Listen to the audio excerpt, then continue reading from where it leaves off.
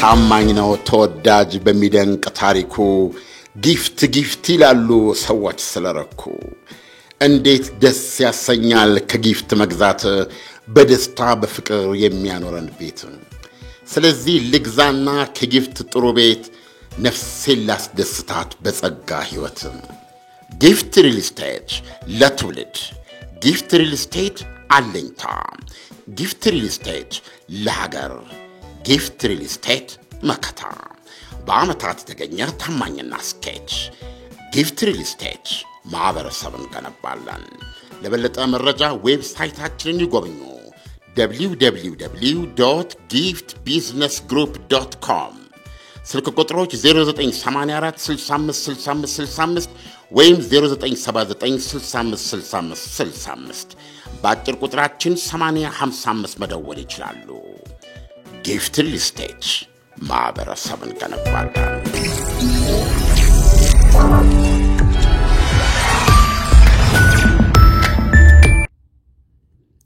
ይህ አዋዜ ነው። ጂጂ እጅጋየሁ ሽባባው የጎጃም ቻግኒ ልጅ ናት። የባህል ዜማዎችን በመኖሪያ ቤታችን ውስጥ አንድ ቄስ አስተማሩኝ ትላለች። በፈረንጅ 1998 በኢትዮጵያ 1991 ተሳክቶላት ወደ ዩናይትድ ስቴትስ አሜሪካ ሳን ፍራንሲስኮ ከማቅናቷ በፊት ከደቡባዊ መልካምና ሰላማዊ ጎረቤታችን ኬንያ ውስጥ ጥቂት ዓመታት በስደተኛነት አሳልፋለች። ከዛም ነው ፀሐይ ያለቻትን የመጀመሪያ የሙዚቃ ሥራዋን ያደረሰችን። ጂጂ በባህር ማዶ ለሚኖረው ማኅበረሰባችንና ለሀገር ቤት አድማጮቿና አድናቂዎቿ 2 አልበሞችን ያሳተመች ቢሆንም ቀድማ ጣራ የቀደደውና ደግሞ ይቺ እንደ ድምጿ ጣዝማነት የጠይም ቆንጆና አንገተ መዘዞ የደም ገንቦ ማናት ብሎ የወደዳትና ከልቡ እንደማትወጣውና ያስከተባት ሥራዋ በፈረንጅ 2001 በጦቢያ 1994 ያሳተመችው ጂጂ ያለችው አልበሟ ነው፣ ወይም ጉራማይሌ። ያን ጊዜ ይላል ታሪኳ የሬጌ ስልትን ቀድሞ በነበረው አይላንድ ሪከርድስ ለብዙሃን ጆሮ ያስለመደው እናም አሳታሚው ክሪስ ብላክዌልና የድምፃዊቷ የልጅ አባት የቀድሞ ባለቤቷ ቢል ላስዌል የጂጂን ሥራ አሜሪካውያኑ የጃስ ሙዚቀኞች እንደ ሃርቢ ሃንኮክ፣ ዋይኔ ሾርተር፣ ፈርዖን ሳንደርና ሌሎችም በሙዚቃ እንዲያጅቡት ወሰኑ። ኋላ ባለቤቷ የሆነው ቢል ላስዌል የአልበሙ ፕሮዲውሰር ነበር። ውጤቱ ይላል በደንብ የተከተበ ታሪኳ ሲተርክ፣ ውጤቱም ባህልና ዘመናዊነት የተዋደዱበት ሆነ። ምንም እንኳ ይህ ስለመሆኑ አዋዜ የሚያስታውሰው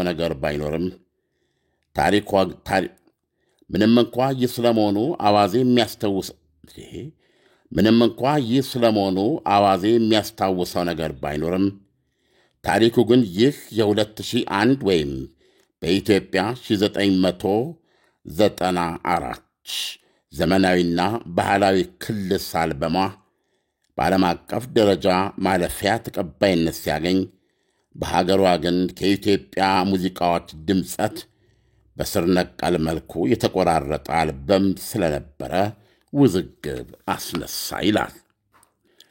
ከ2 ዓመት በኋላ በፈረንጅ 2003 በጦቢያ 1995-96 ይኸው አልበም ገብቶኝ ላስረዳችሁ በማልችለው አምቢየንት ዳብ በተባለም ስታይል በላስዌል እንደገና ተቀናብሮ ኢሉሚኔትድ ሳውንድ ተብሎ ወጣ።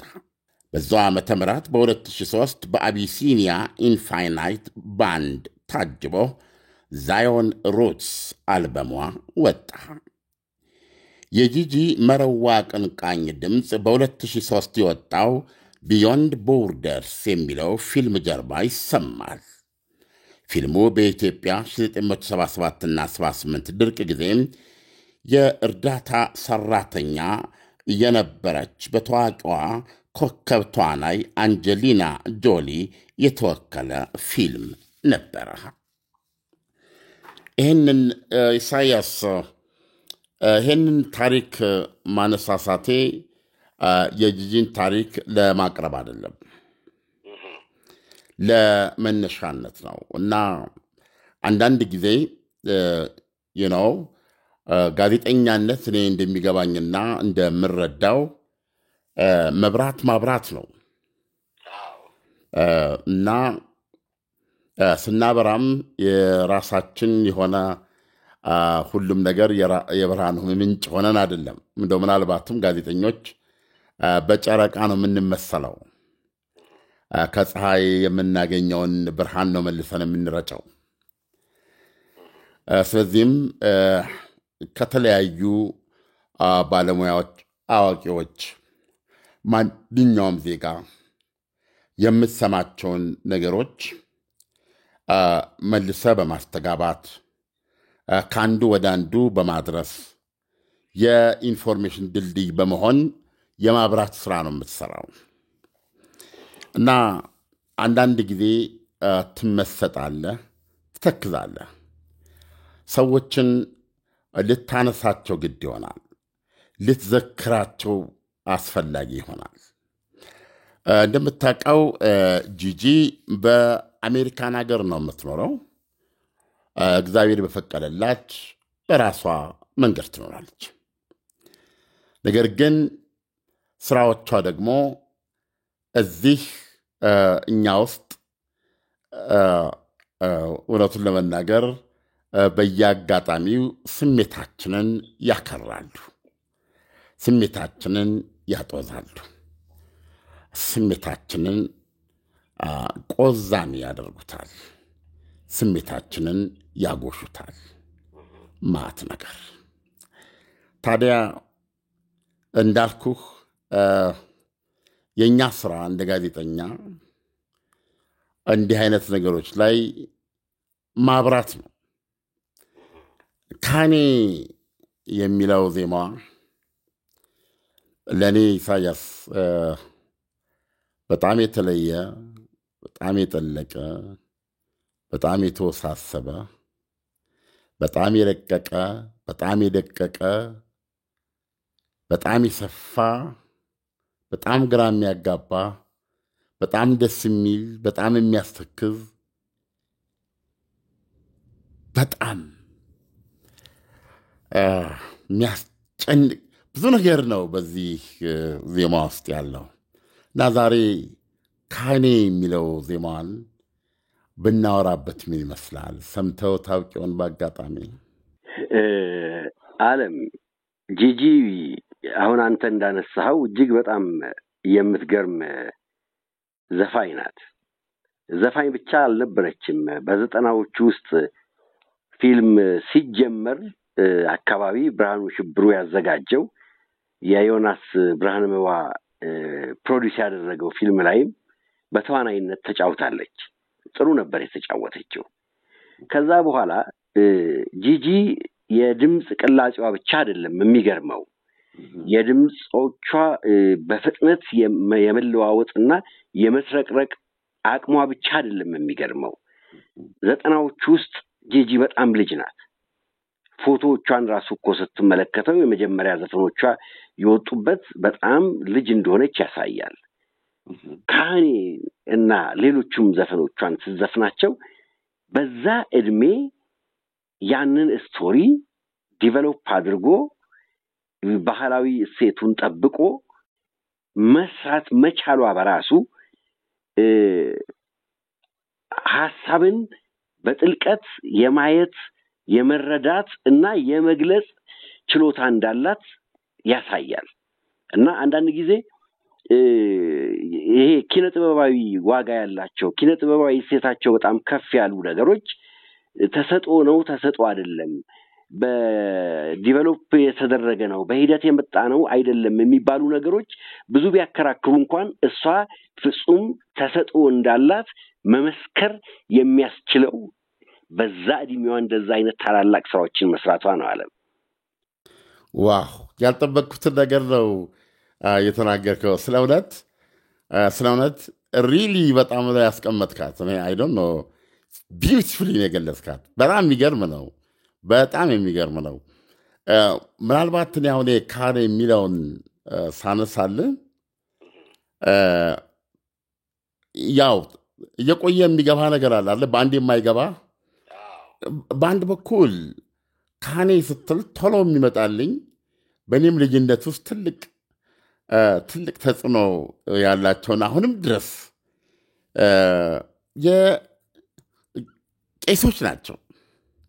ካህናት ቄሶች እና ቄሶች በሕይወታችን ውስጥ በሚገርም ሁኔታ አሉ። ይህም ያው ተመሳሳይ ሕይወት ነው ያለን። ለምሳሌ ያክል ጽዋ የሚባል አለ።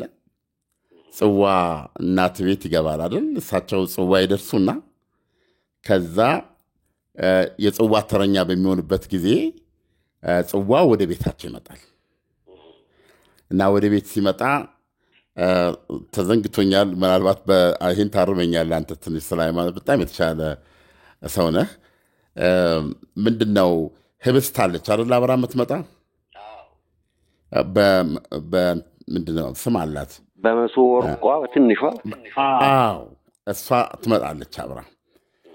በኋላ ላይ በቃ እልል ይባላል፣ ቤት ይገባል፣ ደስ ይላል በጣም። ከዛ እናታችን ወይም እናትህ በጣም እርግጠኛ ነኝ ይሄ ነበራቸው አይደል? ማዘር ስላሴን ታከብር ነበር። አሁን ይደገሳል። ቆሎ አለ፣ ጠላ አለ፣ ዳቦ አለ፣ እንጀራ አለ፣ ወጥ አለ። ይሄ ከተዘጋጀ በኋላ ማህበርተኞች ይመጣሉ። ማህበርተኞች ከመጡ ሲሄዱ ደግሞ ጎረቤቱ አሁን ዳቦ ይቆረሳል። ታዘጋጃለህ አንተ ዳቦ፣ ሁሌ ድፎ አለ። ያንን ድፎ ለመቁረስም ሆነ በአጠቃላይ ስርዓቱን ለማስጀመር ቤት ቄስ ይመጣል፣ ካህን ይመጣል። ይህንን ለመግለጽ አይቻልም ኢሳያስ። አንደኛ እኛ ቄስ ወይም የነፍስ አባት ሊሆኑ ይችላሉ። እሳቸው በመምጣታቸው ቤቱ ደስ ይለዋል፣ ክብር ይሰማዋል። ከዛ ፊት ለፊታቸው ውሃ ይቀርብላቸዋል። ውሃውን ይባርኩታል። ውሃውን ከባረኩት በኋላ እንግዲህ የሚናገሩት ምንድን ይባለው? እግዚአብሔርን ሲያመሰግኑ አባታችን ወይ ሲሉ እንደዚህ አጠቃላይ የመንፈሳዊ መልእክት ሲያስተላልፉ ግዕዝም የቀላቀለ ስለሆነ ብዙ ጊዜ እንትኑ አይገባኝም። ቀጥታ ካፋቸው የሚወጣ ነገር ምንድን ነው? ምን አልረዳውም፣ አተኩሬበት አላቅም። ግን ዝም ብሎ ደስ የሚል ስሜት ይሰማል አይደለም? ዝም ብሎ የምታከብሩ የሆነ ዝም ብሎ በጆሮ ሳይሆን በሰራ አካላት የምትሰማው ነገር ነው የሚመጣው እና መዓዛው የሚያሳልሙ መስቀል የምትረጨው ነገር እነዚህ ነገሮች በጣም ተጽዕኖ አላቸው።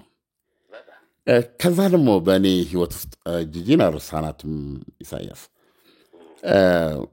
ከዚህ በፊት አንድ ታሪክ ሰርቻለሁኝ። እኔ አህያ ገለን እናውቃለን ጓደኛሞች እና ያንን አህያ ለመግደል 2 ጊዜ መተነዋል።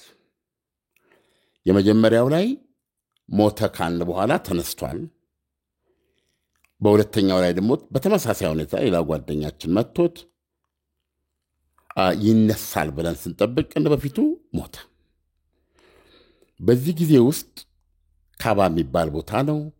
12 ሰዓት ከምናምን እያለ ፀሐይ የጠፋች ጨለማ ቀስ እያለ እየወጣ ያ ከሜዳው ጨፌ ነው፣ ጣለ ጨፌ ነው። በስተቀኛችን ወንዝ አለ። የወንዙ ድምፅ ውሃ ቁል የሚለው ድምፅ ይሰማል። እንቁራሪት ትንሽ ቁር ማለት ጀምሯል። ከሱ ባሻገር ካባ ነው ያለው። በቡድን ስለሆነ ነው እንጂ በግል ብቻችን ብንሆን ልባችን በፍርሃት ነው የሚርዳው። እና በዛ ሁኔታ ባለንበት እዚህ አህያ ላይ አህያ ውር ነበረ። 2ኛ ጊዜ ሲመታ እኚህ ካህን በማዶ ሜዳ መጥተው ወንዟን ተሻግረው በካባውና በግራው ባለው መስክ መካከል ያለች ዳገታማ መንገድ ላይ ይሄዱና ትንሽ እሱ ዳገቱ እንደጨረሱ ወደ ግራ ታጥፈው ዋናውን መንገድ ይዘው ቁልቁል ወደ አቡዬ ቤተ ክርስቲያን የሚወርዱ ናቸው። ወደዛ እየሄዱ ያሉ ነው እዚህ በስተቀኛቸው ራቅ ብለን የምናደርገውን ነገር በርቀት ያዩት። አህያውን መጀመሪያ ስንጥለው አይተዋል።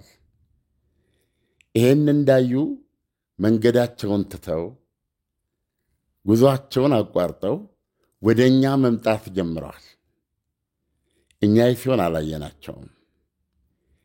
አይሮጡ ነገር ግን ወደ እኛ እየመጡ መሆን አለበት።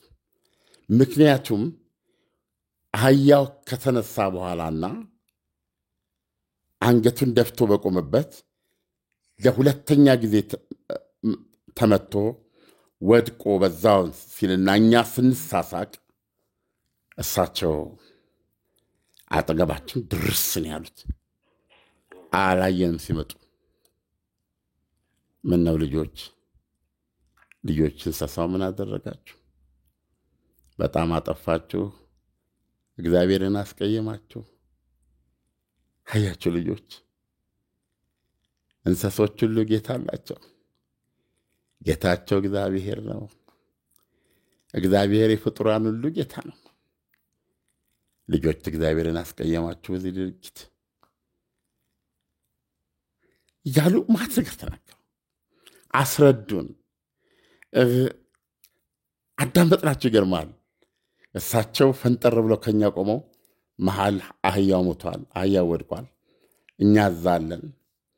አስረዱንና ቢሆንም ልጆች እግዚአብሔር ይወዳቸዋል፣ ዳግም ወደ እንዲህ አይነት ክፉ ነገር እንትን አትበሉ ብለው ከዚህ ከጉኛቸው ውስጥ መስቀል አውጥተው በመስቀሉና በመዳፋቸው እያንዳንዳችንን አሳለሙንና አሁን መመለስ ጀመሩ ማለት ነው። ትንሽ ሄድ እንዳሉ አንድ አፍታ አህያውን መልከት ታደረጉት። ከዛ እኛ አይታየንም ኢሳያስ፣ እኔ ግን በጣም ነው የማያቸው ከሌሎች ተለይቼ። በካቦርታቸው ጫፍ አይናቸው ላይ ጥርግ ሲያደርጉ አየሁ። አባ አልቅሰዋል። ያ ከዛ ቀጥታ ሄደው መንገዳቸውን ይዘው ወንዙን ተሻግረው ወደ አቡዬ ቤተ ክርስቲያን የሚወስዳቸውን በካባውና በስተግራ በተዘረጋው መስክ መካከል ያለውን መንገድ ቀደው እስኪወጡ ድረስ አየኋቸው። ከዛ እንግዲህ ግራቸውን ይዘው ወደ ዋናው አስፋልት ይገቡና ትንሽ ቁልቁል ይወርዳሉ። አቡዬ ቤተ ክርስቲያን ሄዱ ማለት ነው። እንደነዚህ አይነት ድምር ነገሮች እኔም ውስጥ ልዩ ቦታ አለ። የቄሶች የካህናት ሁለተኛ ዓለም እንደው አንዲት ነገር እዚች ቦታ ላይ እንደው ስለ ካህን ስላነሳ በጣም የምወዳት እናቴ የምትለው ልንገርህ። ቤተ ክርስቲያን ትሄድና በተለይ ፋሲካ ሲሆን ወይም ጾም የሚፈታበት ወይም የሚያዝበት ጊዜ ሲሆን ካህናቶቹ በጾማቸውን ውለው በተለይ የሚያከፍሉ ከሆነ ነጭ ልብሳቸውን ለብሰው በቤተ መቅደስ ውስጥ እንግዲህ ስርዓተ ቅዳሴውን እያካሄዱ ህብረ ዝማሬም ሲኖር ህብረ ዝማሬውን እያደረጉ ታያቸዋለች፣ አብራ ትቆያለች። ከዛ ወደ ቤት ስትመጣ ጾማቸውን እህል ውሃ ሳይቀምሱ ለዚህን ያህል ጊዜ መቆየታቸው ይገርመኛል። እውነት አሁን እነዚህ ሰው ናቸው ክንፍ የሌላቸው መላእክቶች ትላለች ካህናቶቹን። እና አሁን አህያው ሲሞት ካህኑ እጅግ በጣም እኮ ነው የሚገርመው። ስራቸውን ሰሩ፣ መንፈሳዊ ተግባራቸውን አከናወኑ። ከዛ እንስሳም እኮ አምላክ አለው ብለው ለእናንተ ጀርባችሁን ሰጥተው እናንተ ምንም ብታሳዝኑ ምንም የሚያስቆጣ ነገር ብታደርጉ መስቀሉን አሳልመው ለእናንተ ጀርባችሁን ሰጥተው እያነቡ መሄዳቸው በእርግጥም ክንፍ የሌላቸው መላእክቶች ናቸው። ተጽዕኖ መኖሪያ ቤታችን አለ፣ ኢየሱስ ቤተክርስቲያን አለ። አልፎ አልፎ ቅዳሴው ይሰማል ሌሊት በምተኛ። እንደዚህ አይነት ነገሮች በነገራችን ላይ አዛን ትሰማለህ። አንዳንድ ጊዜ የሆነ መንፈሳዊ ነገር ያመጡብሃል እኮ የሆነ ደስ የሚል የሆነ እንትን ነገር አለው እና እነዚህ ተጽዕኖች ውስጥ ያሉ። አሁን የጂጂን ታሪክ በጨረፍታ ለማቅረብ የሞከርኩትን ሳይ የባህል ዜማዎችን ያስተማሩኝ ትላለች። ቤታችን አንድ ቄስ እየመጡ ነው አለች። አሁን ይህንን እንግዲህ እሷ አይታታል ምን ያህል አቀንቃኝ እንደሆነች እና ከእሷ በፊት የተለያዩ ከያንያን የእነሱ የስራ ውጤት የሆነውን ነገር እኚህ ቄስ ብዙ ዝርዝር አይሰጥም እዛ ውስጥ። ነገር ግን እንዴት ነው ዘፈኑን ያስተማሩኝ ያለ እሷ ያለችው ዘፈኑን አስተማሩኝ አለች። ምናልባት እኚህ አባት ካህን ወይም ቄስ ምናልባት ይሄ ወይ ክራር ወይ ደግሞ ምንድን ነው ይሄ የጾም ጊዜ የሚዘፈን እንትን የሚባልበት በገና፣ ምናልባትም ማሲንቆ ወይም ደግሞ እነዚህን ሙዚቃዎች እየመረጡ እንግዲህ ዘለሰኛ የምንለው አይደለም። አብዛኛው በጾም ጊዜ የሚዘፈኑ ማዕት ነገር እሱን እያደረጉ የግጥሙን ብቻ ያኔ ይህን ሲያደርጉባት እሷ ያኔ ከኛ አትለይ። በነገራችን ላይ ዕድሜው 51 ነው ገና። ይገርማል። የ7 ዓመት ታላቋ ነኝ፣ ሕፃን ልጅ ነች። ይገርማል። እና ያ ሙዚቃ ያ ነገር ውስጧ አድሮ የጠቅላላ የልጅነት ስሜቷን ተቆጣጥሮታል። እዚህ ካኔ የሚለውን ግጥሟን ስትሰማ በመጨረሻ ሲገባ ነው ይሄማ ለራሱ ለኢየሱስ የዘፈነችው ነው፣ ለኢየሱስ ክርስቶስ ነው ትላል። እንደዛ ትልና እንደገና ደግሞ የለም ይሄማ ለካህኑ ለቂሱ ለሳቸው ነው ትላለህ እና መልሰ ደግሞ አዎ ለኢየሱስ ክርስቶስ ነው ለራሱ ትልና ግን ወደዛ ዝም ብለህ አትደርስም። አየህ፣ ወደዛ ወደ መንፈሳዊ ወደ ጥልቁ ወደ ባህሩ እጅን ይዞ የሚወስድህ የሚያስተዋውቅህ እና ትቶ የሚሄድ አንድ አድራሽ አለ፣ አንድ ገፊ አለ። ምን ጊዜ ዝም ብለን እንደ ውርስ አንወስደውም እኮ አይደለ እንዴ?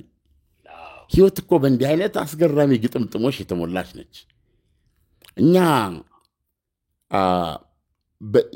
የቤቷ ቋሚ እንግዳ የነበሩ ካህን በባህል ሙዚቃዎቹ ውስጥ ይህንን ጠያቂ ነፍስ ፈጥረውባታል። ትንሽ ግጥሙን ልበልልም።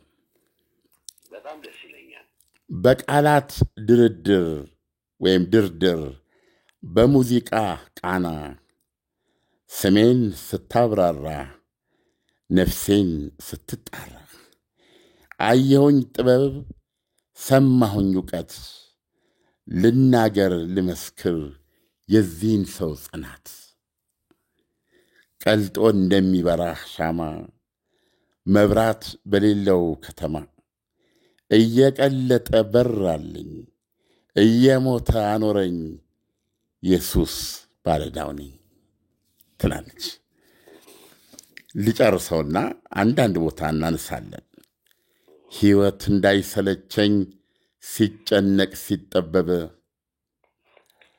አይተኛም ቀን ከሌት ለደስታዬ ሲዋትት ካህንዬ ነፍሴ አገልጋይ እንቅልፍ አትተኛም። መሰንቆውን ይዞ ከደጅ ሲጫወት ያድራል ሲያዜም በበገና በክራር ነፍሴን ሲያለመልም እንደ መልከ ጻዲቅ ካህን እውነቱ ከዘመን ዘመን የዘላለም አይደለም ወይ የሰጠኝ ደስታ ከላይ ስወድ ስጠላ ማይተወኝ ለትንሽ ደስታም አመስጋኝ እንዲህ ያለ ሰው የሰው ምርጥ በጊዜም አይለወጥ ካንዬ ነፍስ ያገልጋይ እንቅልፍ አትተኛም ወይ ቃል ካንደበቱ እንደ ውሃ ይፈሳል እንደ ጅረት ልብን የሚመረምር ጠልቆ የሚገባ ካንጀት ሰምና ወርቁን ተናገር ቀኔ በለሱን ደርድር በጻድቅ ሰው ቃላት ነፍሴ ገባች ከገነት ትላለች። ሲቸም እኔ እንጃ አንዳንድ ጊዜ እውነቱን ለመናገር ከኔ አቅምም በላይ ነው። ስቶሪ ነው እና ገብቶኛል ብዬ እንደዚህ ነው ያለችው ለማለት ፈልጌ ነበረ እና ጥርጣሬ ውስጥ ነው የገባሁት። ሬዲ ጥርጣሬ ውስጥ ነው የገባሁት እና እዚህ ውስጥ የምታየው አሁን ለምሳሌ በጣም የሚደንቀኝ አንዱን ምን ትላለች መሰለህ? ሕይወት እንዳይሰለቸኝ ሲጨነቅ ሲጠበብ አይተኛም ቀን ከሌት ለደስታዬ ሲዋትት ካንዬ ነፍሴ አገልጋይ እንቅልፍ አትተኛም ወይ። አሁን ለምሳሌ ሕይወት እንዳይሰለቸኝ እኔ ሰልችቶ ያውቃል እንዴ? የሆነ ነገር ይሰለቻል፣ ሰለቸኝ ትላለህ። ግን በጥልቁ መሰልቸት ከተፈጥሯችን ጋር የተጣባ እኛነታችንን ዲፋይን ከሚያደርጉ ከሚበይኑ መሰረታዊ ባህሪያት አንዱ መሆኑን እና የኔንም ያንተንም በጋራ የሰው ልጅን የዓለምንም ዕጣ ፈንታ በመወሰን ውስጥ ግዙፍ አስተዋጽኦ ያለው ነገር ነው ይህ ባህሪያችን ስልቹነት። ይሄ መሆኑን ያወቅኩት በራሴ ተነስቼ ገብቶኝ ወይም አገናዝቤ አይደለም። ለምሳሌ ስም መጥቀስ አልፈልግም። እጅግ በጣም የጠለቀ በዓለም የታወቀ የተደነቀ እኔ ነቢይ ደራሲ ነው የምለው፣ ነቢይ ጸሐፊ ነው የምለው። እሱ ምን ይላል በአንድ የመጽሐፍ ካራክተሩ ላይ ሲናገር የሰው ልጆች የመጣ ነው የሆነ ነገር እንድናደርግ ነው፣ የሆነ ነገር እንድንሆን ነው። ህይወታችንን የሆነ ነገር አድርገን ወይም የሆነ ነገር ተጠቅመን ልክ ይሄ ምንድነው የሚባለው እንደምታጨሰው ሲጋራ ማለት ነው። ለሆነ ነገር የምትገለገልበት ነው። በዚህ መንገድ ነው የሚያስቀምጠው እና ህይወታችን ገንቢ ነን አፍራሽም ነን እና የታወቀው የተጠናቀቀ መድረሻ የለንም። አንዳንድ ጊዜ የባቢሎን ግንብ ገንቢዎች ነን የሚሉ በሰው ተፈጥሮ ውስጥ ነው የሚነግረን። እንገነባና ገንብተን ከጨረስ በኋላ ጉጉታችን እንዴት እናፈርሰው። ይሄ እኛ ልንታገለው የማንችል ውስጣችን ፕሮግራም እንዲሆነ ነው ይለዋል። አንዱ የዚህ ፕሮግራም ማስፈጸሚያ ስልቹነታችን ይላል። በጣም ስልቹ ነን ኢሳያስ እና ሲሰለቸን ድብርቱን ለመወጣት አይደለም ወይ ይላል። እነ ክሊዮፓትራ ይላል ድሮ በባሮቻቸው ጡት ላይ ይላል ከወርቅ የተሰሩ እስፒሎችን መጠቅጠቅ ደስ ይላቸው ነበር ይላል። ይሄ ከስልቹነት የተነሳ ካልሆነ በስተቀር ከቶ ምን ምክንያታዊ ምክንያት ሊኖር ይችላል ሲል ጠይቃል። በታሪክ ወደ ኋላ ያደረግናቸውን ነገሮች አሁንም ሆነ ወደፊት በዚህ መንገድ ብታይ፣ ለምሳሌ የዩክሬን ጦርነት ራሱ በዚህ የዩክሬን ጦርነት ውስጥ ሁላችንም ልንግባባበት የቻልነው አንድ እውነት አለ። የዩክሬን ጦርነት ወደ ራሽያና ኔቶ ጦርነት ሊቀየር ይችላል። የራሽያና የኔቶ ጦርነት ደግሞ ወደ ኒውክሌር ጦርነት ሊገባ ይችላል። ወደ ኒውክሌር ጦርነት ገባ ማለት ህይወትን አሁን በምናውቃት መንገድ እንዳልነበረች ያደርጋል። ይሄን ሁላችንም እናውቃለን። ግን በዚህ መንገድ ነው ጭንቀታችን፣ በዚህ መንገድ ነው መረበሻችን። እውነት ዓለም በዛ መጠን በዚህ ጦርነት ተነክቷል። በዚህ ሴኮንድ እናንተን በምናወራበት ጊዜ ይህ በቢሊዮን የሚቆጠር ህዝብ በቢሊዮን ጉዳዮች ውስጥ ተጠምዶ ነው የምታገኘው። ፕሮባብሊ እየደነገጠም ሊሆን ይችላል። ዲሲ በእኔ ዕድሜ ተሞክሮ በትንሹ የጋዜጠኛነት ህይወቴ በአውሮፓና በአሜሪካ ማቀው ጸረ ጦርነት ሰልፎችን ነው። ጸረ ጦርነት ሰልፍ ለፖሊስ ለገላጋይ የሚያስቸግሩ ሩቅ ቦታ አውሮፓ ያሉት እኮ አይደለም ኢሳያስ። አውሮፓ ውስጥ የሚካሄድ ጦርነት እኮ አይደለም። እዚህ መካከለኛው ምስራቅ ይፈረደበት አፍሪካ ውስጥ ለሚካሄዱ ጦርነት ይቆም። ይህ ጦርነት እንዳይካሄድ እያሉ ተደጋጋሚ ሰልፎች ነበሩ። በራሷ በአሜሪካም ጸረ ቪየትናም ጦርነት ሰልፎች የተለመዱ ነበሩ ኢሳያስ። ዛሬ በአውሮፓ ምንም አይነት ሰልፍ እንደሌለ ታውቃለህ። እሳትና ምድጃ ላይ ያለችው አውሮፓ አይደለችም። ሰልፍ የለም። ማንም ይሄ ጦርነት እንዲቆም በዚህ ይሄ ጦርነት እንዲቆም ዓላማው አድርጎ የሚንቀሳቀስ ቡድን፣ ይህንን የሚያነቃንቅ ማህበር፣ ድርጅት ዛሬ ድምፃቸው የለም። ይሄ ስልቹነት ካልሆነ በስተቀር ልክ ክሊዮፓትራ የባሮቿ ጡትን ላይ በወርቅ በተሰራ መርፌ በመጠቅጠቅ ጊዜዋን ኤክሳይትመንት ለማግኘት ማለት ነው። እና ምን አይነት በጣም ጥልቅ ነው ልል ፈልጌ ነው። ይህንን ስልቹነት ምን ማለት እንደሆነ ቤዚክ ከመሰረታዊ ከኛነታችን ጋር አብሮ የተጣባ ነገር መሆኑን ያንን አንብቤ ነው የተረዳሁት፣ ያሰላሰልኩት ማለት ነው። ህይወት እንዳይሰለቸኝ ትላለች። ይገርማል። በግል ህይወታችንም ውስጥ የእውነት ነው ስልቹ ነን እና ብዙ ትራጀዲዎች አሉ በዚህ ውስጥ እና የሰው ልጅ ቢቻለውና ቢያገኘው የሚሆንለት ፕሌዥር አይደለም። ምክንያቱም መጽሐፉ ምን ይላል? ሴትና ወይን ነፍሳችንን፣ ሴትና ወይን ብቻ ነፍሳችንን አያረኩም ይላል። እና ምን ትላለች እዚህ ጋር? ህይወት እንዳይሰለቸኝ ሲጨነቅ ሲጠበብ አይተኛም ቀን ከሌት ለደስታዬ ሲዋትት ካህንዬ የነፍሴ አገልጋይ እንቅልፍ አትተኛም ወይ ትልና ቅድም ያልኩ ለምሳሌ ደስታ ብያለሁ አይደል? ምንድን ነው ያ ደስታ? ቅድም ነገርኩ። እንግዲህ ደስታ የምንላቸው ነገሮች ታውቃቸዋለህ። እና እሷ ደስታን ስትል ምን አለች? ቃል ከአንደበቱ እንደ ውሃ ይፈሳል እንደ ጅረት፣ ልብን የሚመረምር ጠልቆ የሚገባ ካንጀት።